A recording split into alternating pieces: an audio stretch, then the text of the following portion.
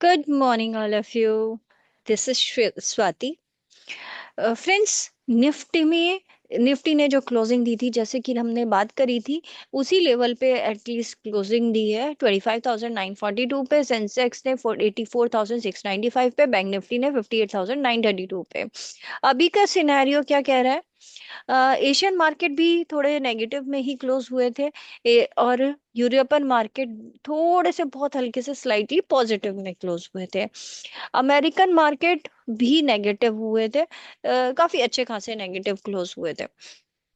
Overall scenario देखा जाए तो निफ्टी ने काफी अच्छे लेवल पे क्लोजिंग दी थी। और इंडिया विक्स आप देख सकते हो बढ़ता चला जा रहा है। जैसे कि थोड़ा सा मार्केट गिरा था, हमने कहा था कि 9 के नीचे नहीं जाना चाहिए, और इंडिया विक्स कल ही बढ़ गया, 9.74 हो गया। एफआईआई का थोड़ा बहुत एंट्री शुरू हो गई है। राइट।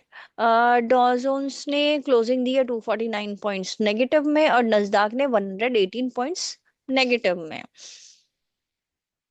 फ्यूचर्स की बात करें तो अभी निफ्टी के फ्यूचर्स जो है 25,955 पे चल रहे हैं, और गिफ्ट निफ्टी दिखा रहा है 25,936।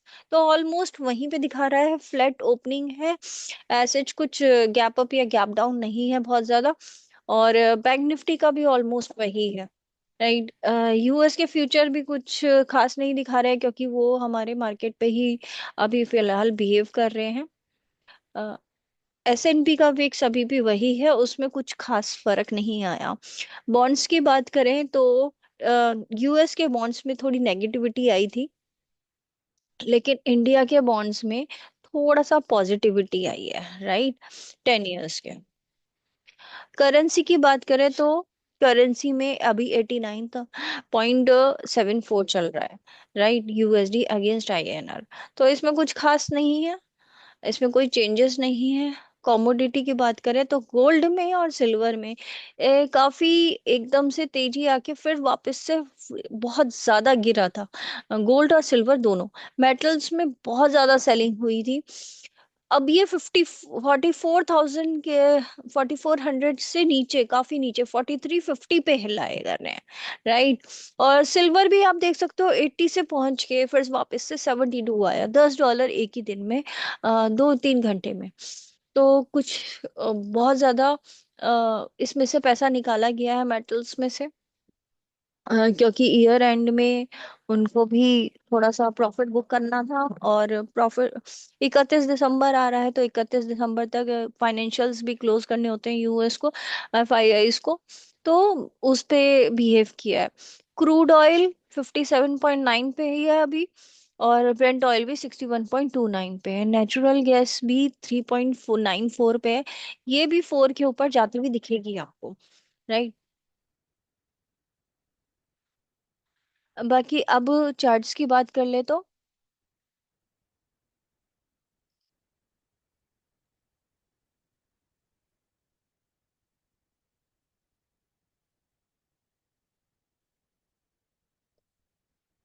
अगर हम चार्ट्स की बात करें तो फ्रेंड्स, आपको मेरी स्क्रीन अभी शो नहीं हो रही होगी।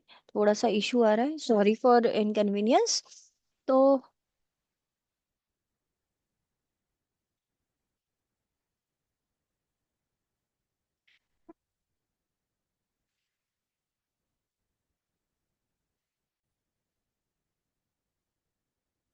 फ्रेंड्स, आप देख सकते हो चार्ट का ओवरव्यू। निफ्टी ने जो एग्जैक्टली क्लोजिंग दी है डे टाइम पे, वो यहीं पे दी है। और यहाँ से अपसाइड में जा सकता है, अगर आप इसको टाइम फ्रेम चेंज करके इसको 1 घंटे पे कर देंगे, तो आपको क्लियरिटी ज़्यादा होगी कि 1 घंटे के हिसाब से मैं क्यों बोल रही हूँ। यहाँ पे इसने एक सपोर्ट लिया 1 आवर पे, यहाँ से एक अपसाइड में मूवमेंट हो सकता है। तो ये थोड़ा बड़ा सा डब्लू 1 आवर पे। राइट। यहाँ पे 15 जनवरी तक थोड़ा सा पॉजिटिव सिनेरियो ही बन रहा है। अ, अब हम थोड़ा सा अपसाइड में लेवल हाई की तरफ जा सकते हैं फेब और मार्च में। बट हर बार क्या होता है, मार्च के बीच में आके बहुत ज्यादा फ्लक्चुएट होता है मार्केट। राइट। तो उसका भी ध्यान रखेंगे। बैंक निफ्टी की बात करें तो बैंक निफ्टी में भी एक 1 आवर के टाइम फ्रेम पे अगर चेक करें तो अप साइड में ही मूवमेंट जाता हुआ दिख रहा है। और डेली टाइम फ्रेम पे अभी कंसोलिडेशन बहुत अच्छा खासा चल रहा है। तो वो चीजें आपको ध्यान रखनी होगी, वो बहुत इंपॉर्टेंट चीजें हैं कि कहाँ पे ये कंसोलिडेशन बहुत ज्यादा चल रहा है। इसी लेवल पे जब तक कंसोलिडेशन चलेगा, हमारे लेवल्स ना अपसाइड में ना डाउन साइड में टूटेंगे। तो ये डब्लू पैटर्न वापस से बना सकता है यहाँ पे भी। और आपका इंडिया विक्स अब वापस से ऊपर आता हुआ दिख रहा है, राइट। तो यहाँ पे भी ये अप साइड में मूव होता हुआ जो कि 12-13 के आसपास दिखेगा आपको। आ, बाकी ग्लोबल विक्स भी आपका थोड़ा सा बढ़ा है, 14.2 पहुंच गया है, राइट। अगर हम अब अ, कौन से स्टॉक्स गिरा रहे थे, कौन से स्टॉक्स बहुत ज्यादा ड्रैगर्स जो थे, वो बहुत ज्यादा कौन से वाले थे, ये देखें तो सन फार्मा और ये फार्मा के स्टॉक्स काफी अच्छे खासे गिरा रहे थे। और मेटल सेक्टर भी गिरा रहे थे, बैंकिंग सेक्टर भी काफी नेगेटिव थे। जो रेलवे के स्टॉक्स काफी उठे हुए थे वो भी गिरा रहे थे। तो मेटल्स में कुछ थोड़ा सा कंसोलिडेशन चल रही थी।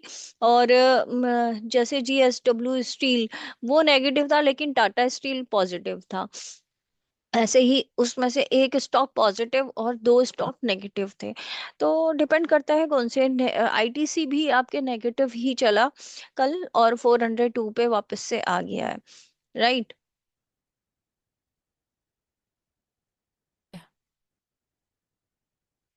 तो ऐसे ही आप निफ्टी के, जैसे निफ्टी के देखें, हम बैंक निफ्टी के भी देख लेते हैं। बैंक निफ्टी में दोनों इक्वल ही चल रहे थे ऑलमोस्ट। जैसे एसबीआई नेगेटिव था, लेकिन एक्सिस बैंक पॉजिटिव था। एयू बैंक भी पॉजिटिव था। एचडीएफसी बैंक भी पॉजिटिव था, लेकिन Bank Baroda, IDFC, Kotak, IndusInd Bank, ICICI Bank ये नेगेटिव चल रहे थे। फेडरल बैंक पॉजिटिव था, पीएनबी पॉजिटिव था। तो let's see and hope for the best. और नेक्स्ट क्या रहेगा उसके ऊपर बात करेंगे। एक बार जनवरी स्टार्ट हो जाए उसके बाद हम उसका एनालिसिस कर पाएंगे, राइट। क्योंकि कुछ डेटा होना चाहिए, 1-2 दिन का एटलीस्ट हो, तब देखेंगे। फिर मैं वीकली रिपोर्ट्स देना चालू कर दूंगी, एनालिसिस, राइट। सेक्टर एनालिसिस में देखा जाए तो जो प्लास्टिक प्रोडक्ट्स है वो अभी भी काफी पॉजिटिव में चल रही है। और इंफ्रास्ट्रक्चर थोड़ा सा नेगेटिव हो गया, राइट। जो टॉप परफॉर्मिंग है वो इलेक्ट्रॉन्स एंड इलेक्ट्रिकल इक्विपमेंट्स है।